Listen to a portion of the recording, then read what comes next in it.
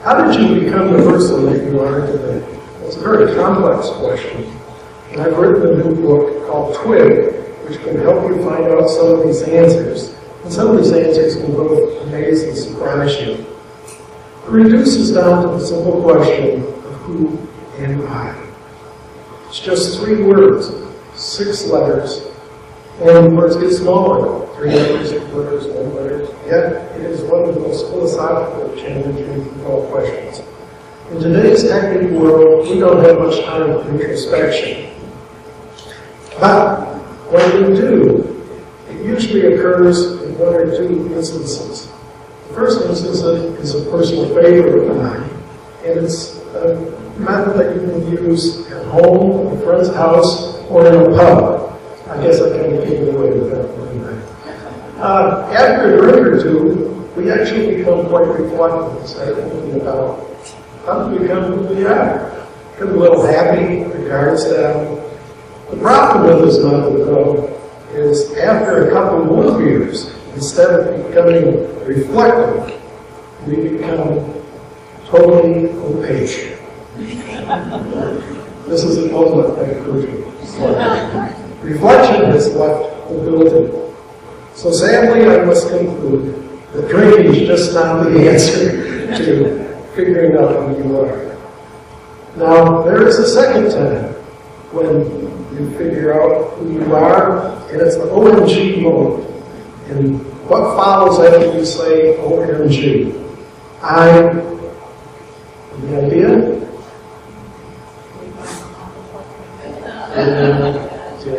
Let's see if you're right. Here's the slide. Yes. Oh, I'm coming to my parents.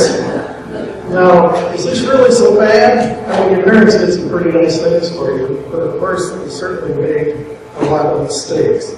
So, we come back to the question of, that really can't be so bad, is it? But, of course it is. Because the reason that you're concerned is that you picked up all your parents' horrible traits. So, you don't want to do that. Each generation needs to be better. And 100 years from now, God forbid, if people are still watching cage fighting and honeymoon. Now, the way you became you is really a combination of nature and nurture. And the nature side, of course, that's what you bring into this world, what you inherit. Nurture is the side of the equation of the environment, how it is impacting you. Twig studies the nurture side of you. And I divided things into the Big Bang Theory versus the Little Bang Theory. I thought maybe I could win an Emmy to do that. Okay, the Big Bang Theory are those huge events in your life which have really made an impact. In the book, I provided a chart, and you can do this at home too. Just list a handful of things that have really impacted your life. Where you were born, and what parents, what was your schooling, what occupation did you choose? Did you get married? Did you have children?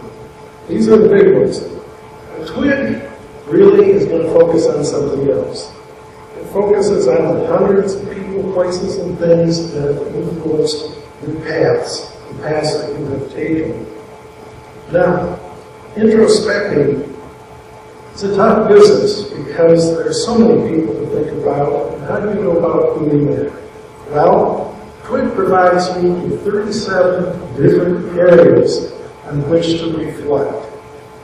On each of these 37 areas, as you can see up there, I provide you with 2 worksheets.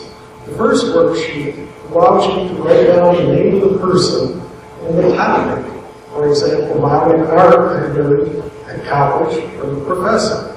You then check the boxes, whether it was a male or female, what was positive or negative experience, and just who the heck influenced you. Once you've gone through and filled in that chart, in the second sheet, you can go through and summarize that data and see if there are any trends, like namely, did all your art ideas come from women? Were all these ideas negative? Or did your parents have any impact on the visual arts? Maybe they didn't.